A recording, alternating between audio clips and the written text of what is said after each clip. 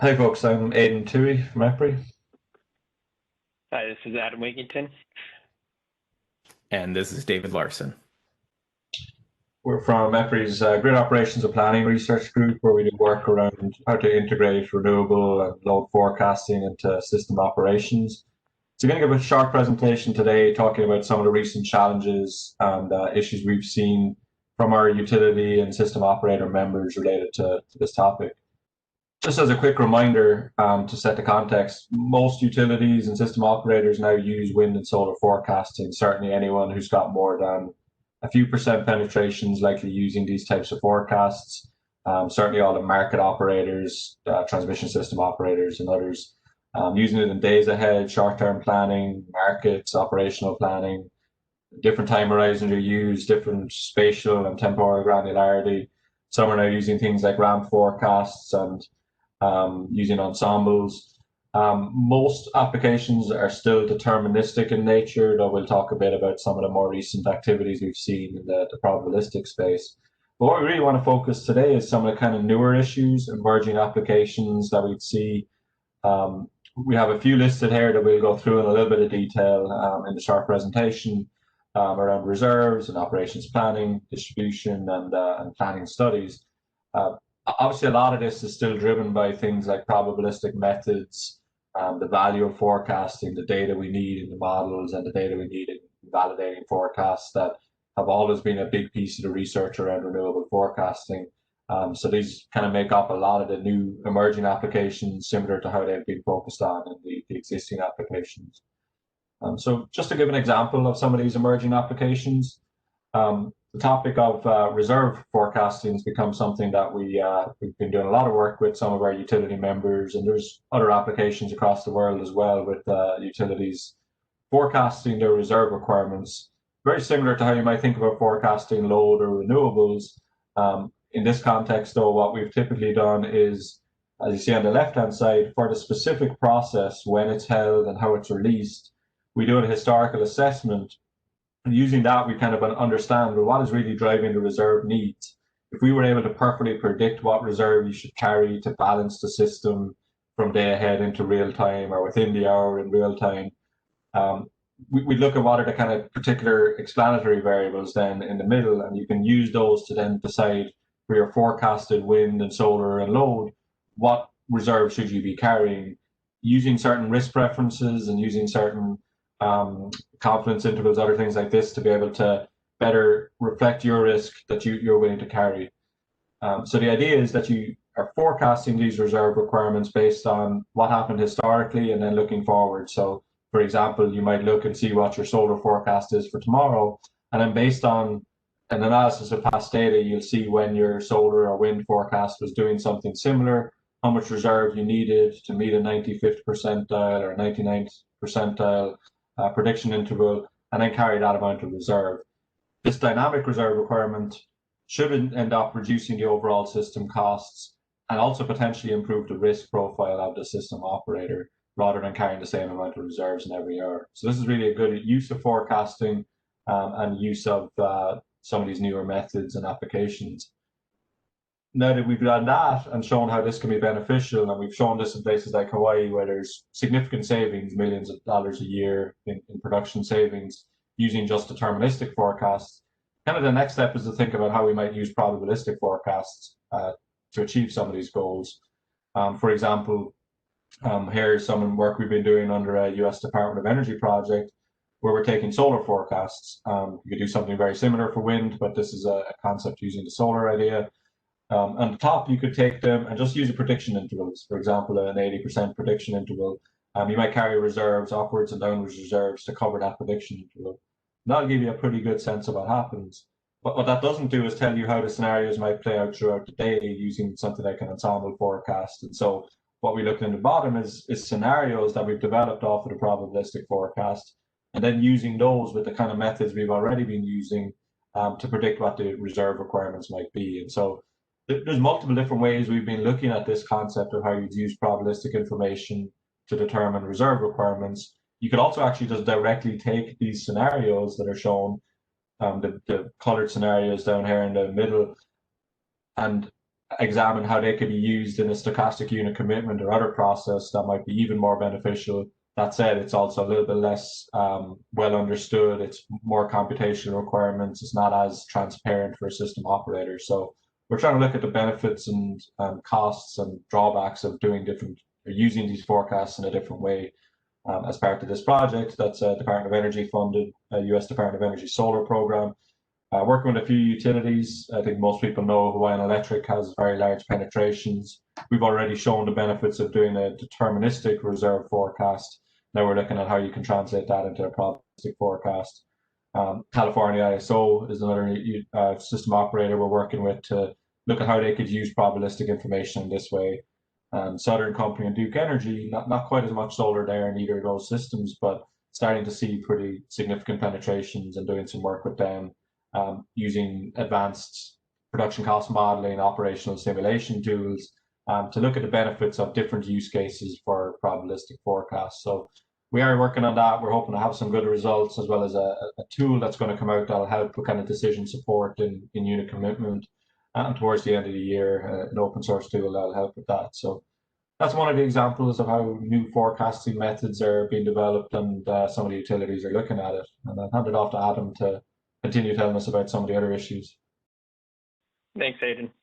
So one of the key issues that we continually hear from our members is how to evaluate and quantify the forecast value that you from one vendor to the next, or from one forecast to another. So one of the things might be if you improve an overall MAPE by 0.1%, you might think that, okay, this forecast vendor is providing a better forecast, but if those periods where they're particularly performing better are not as important periods or provide less value, either in terms of reliability or economics, which one should you actually choose? So the one that hits the ramp period better, or the one that has the overall MAPE performance better? And in general, there's two groups of thought on how to evaluate or quantifying the forecast value. The first group is using an analytical formula, and that's usually based on historical data and expert analysis and opinion. So usually have an analytical function where you have dollar values per base, dollar values based on some of the function of the forecast error.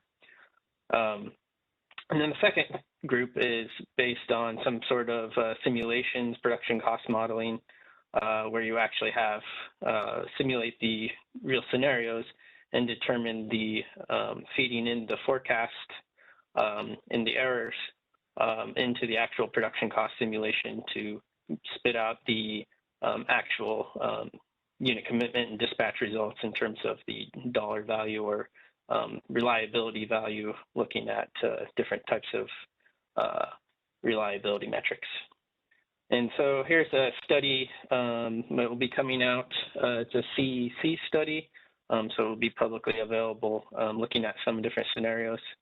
On the left-hand side, we have a simulation-based scenario, looking at on an IEEE test system with a 20% forecast improvement.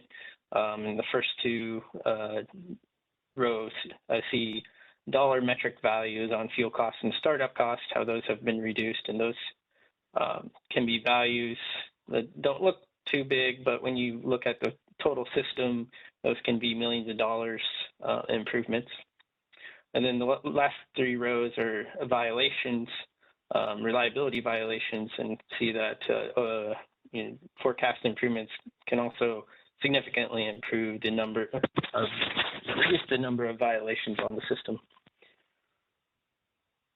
And so small changes can lead to big dollar values and reliability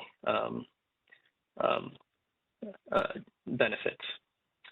And then on the right-hand side is kind of the first group, the analytical, based on analytical and historical data, where you see it can often be hard to tease out the correlations between the forecast improvements with what their value ends up being. So here we're looking particularly at 5-minute forecast megawatt errors on the x-axis and the 5-minute curtailment of solar.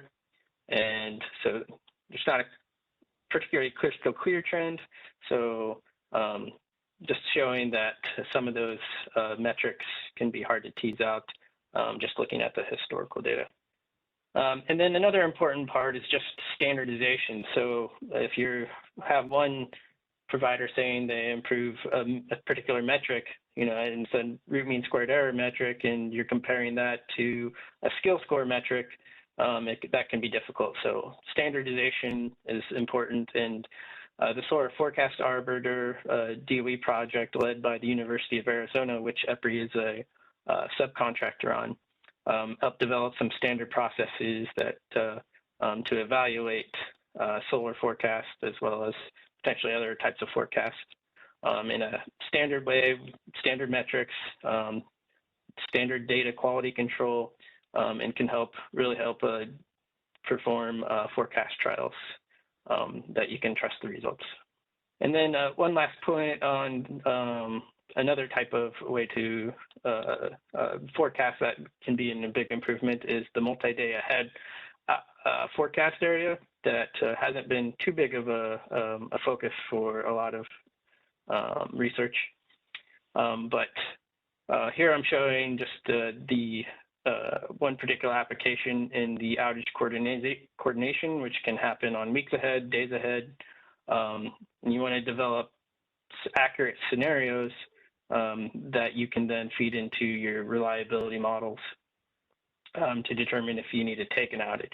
So these rely on accurate forecasts, time series, but also a likelihood of different types of weather events and expected topology. But you can see the importance of being able to forecast a particular solar event like a heat wave in terms of the impact that has.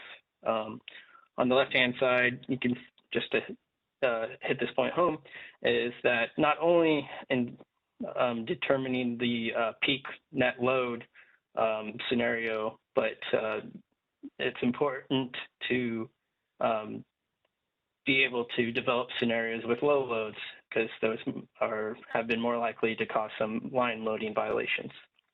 So anyways, an area of to focus some research on will be that multi-day ahead forecast for solar, wind, and load. Thanks, and I'll hand things over to my colleague David Larson to continue the discussion. Thanks, Adam. So another topic area that's coming up more and more is about forecasting and distribution operations. Traditionally, forecasting, as we've discussed, has had a lot of use in the transmission side of things, but it's relatively new in distribution ops.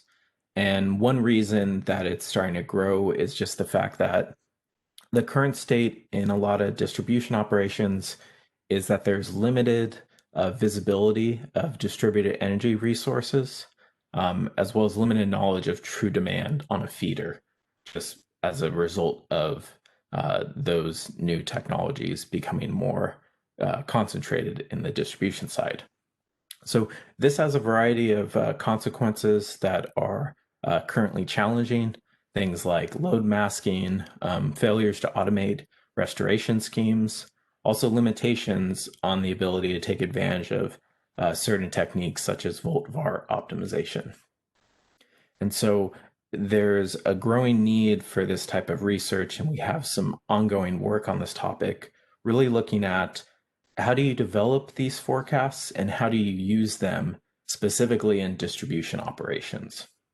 And so the potential value of this is really to show increased visibility to the operators, also increased reliability and efficiency by informing these operational tools that currently do not take advantage of forecasts.